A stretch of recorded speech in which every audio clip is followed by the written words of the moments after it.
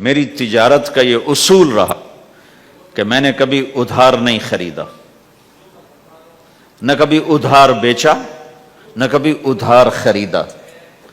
جو خریدے بھی ادھار اور بیچے بھی ادھار، اسے نیند کہاں آئے؟ دینے والے دیتے نہیں، لینے والے سر پہ کھڑے ہوتے۔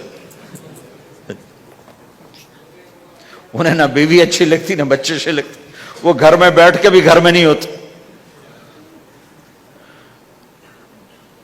تو آپ نے فرمایا نہ میں نے کبھی ادھار خریدا نہ کبھی ادھار بیچا، نقد خریدا نقد بیچا۔ دوسرا میرا اصول یہ رہا کہ میں نے کبھی سٹاک نہیں کیا، جب مجھے پروفٹ ملا میں نے فوراً بیچ دیا، انتظار نہیں کیا ایک ہفتے بعد بیچوں گا ریٹ بڑھ جائے گا۔ جس دن مجھے پروفٹ ملا، ایک پیسہ بھی ملا تو میں نے فوراً بیچ دیا۔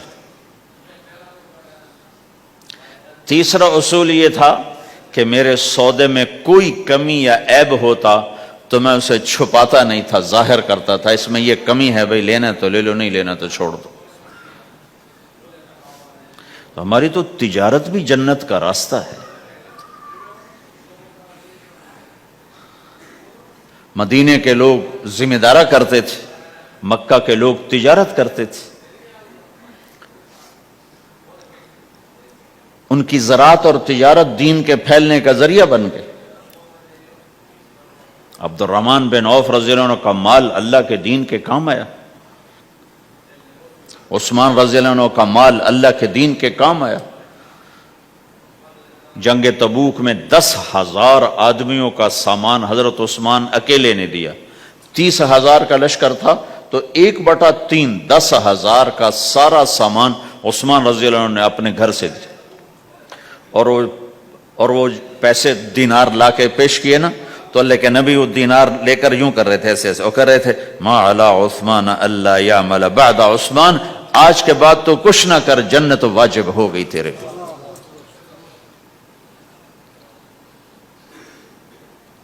تو بھائیو، ہمارا دین صرف ہمیں عبادت نہیں بتاتا، بازار کی زندگی بتاتا ہے کہ مسلمان بازار میں کیسے ہوتا ہے۔ کسی کے ہاں ملازم ہے تو اس کی نوکری کیسی ہوتی ہے، اس کی دیانت کیسی ہوتی ہے، اس کا بول کیسا ہوتا ہے۔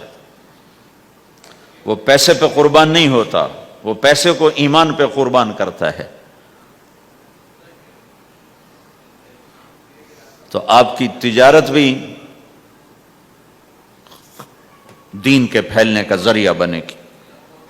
کہا یا رسول اللہ، مسلمان جھوٹ بول سکتا ہے؟ ہم نے کہا جھوٹ نہیں بول سکتا۔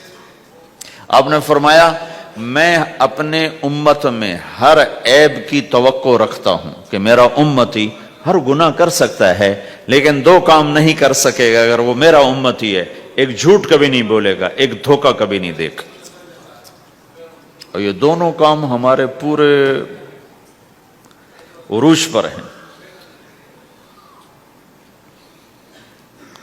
تو مسلمان دھوکہ نہیں دیتا کسی کو، مسلمان جھوٹ نہیں بولتا۔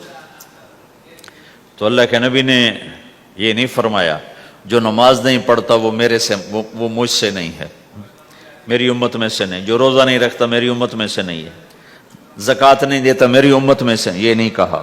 آپ نے کہا من غش فلیس منا، جس نے کسی کو دھوکہ دیا وہ میری امت میں سے نہیں ہے، میری امت سے خارج۔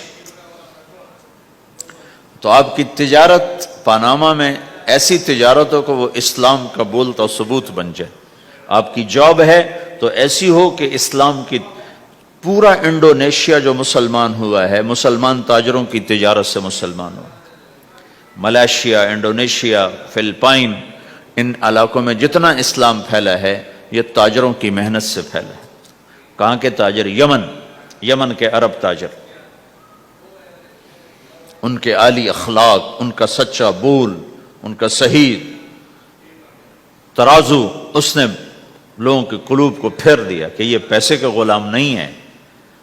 تو ہماری تجارت اس لیے نہیں کہ ہم پیسہ بنائیں، ہماری تجارت اس لیے کہ ہم تجارت میں اللہ کے احکام زندہ کریں، جس میں سب سے بڑا حکم سچ بولنا ہے اور دھوکے سے بچنا ہے، اور غلط کاروبار سے، غلط کام سے بچنا ہے۔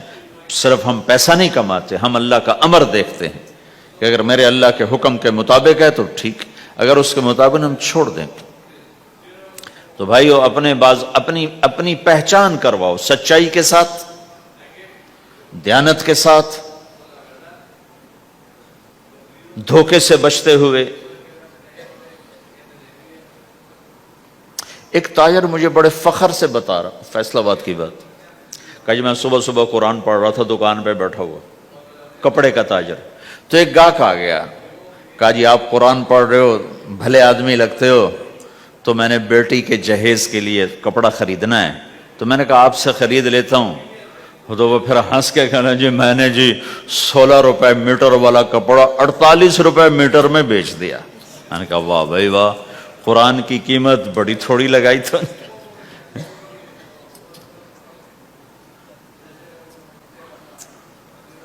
ہائے ہائے ہائے ہائے، اس کو شرم بھی نہیں آ رہی اس بات پر، احساس ہی کوئی نہیں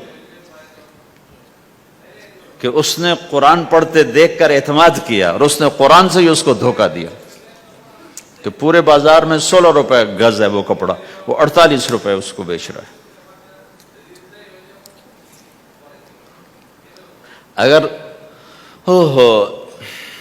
اپنے نبی کی بات سنو، آپ نے کہا سچا تاجر قیامت کے دن نبیوں کے ساتھ کھڑا کیا جائے گا۔ کیوں؟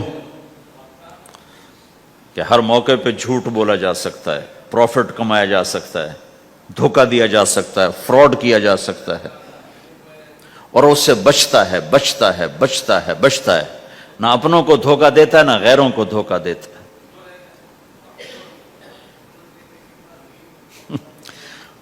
جب انگریز کا دور تھا تو وہ ایک دلی میں ایک جیب کترا تھا، جیب کاٹنے والا، تو وہ یہ سکھایا کرتا تھا لڑکوں کو، پھر ان کو بھیجتا تھا، تو اس کا ایک چیلا شام کو صرف 2 روپے لے کر آیا، 2 روپے لے کر، تو اس نے کہا بے وقوف آج سارے دن کی کمائی 2 روپے؟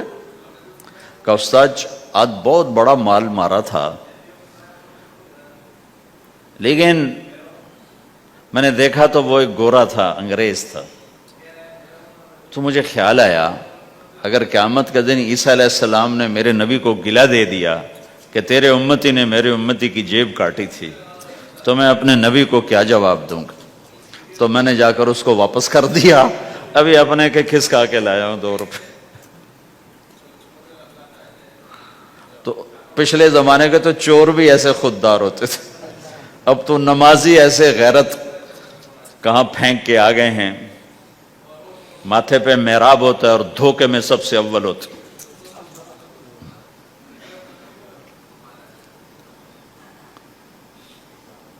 تو ہمارا اسلام صرف اس مسجد کی 4 دیواری میں نہیں ہے، ہمارا اسلام تو بارش کے قطروں کی طرح پھیلا ہوا ہے، آسمان کی بلندی ہے، آسمان کی وسعت ہے، جیسے اس سے زیادہ ہمارے دین کی وسعت ہے۔ تو آپ کسی دفتر میں ہو یا اپنے کاروبار میں ہو تو اس میں بھی اللہ کے نبی نے آپ کو طریقہ بتایا ہے۔ تو بازار کے اخلاق ہیں مسکرانا نہیں، بازار کے اخلاق ہیں سچ بولنا، صحیح دینا، صحیح تولنا، صحیح سودے کا عیب بتانا۔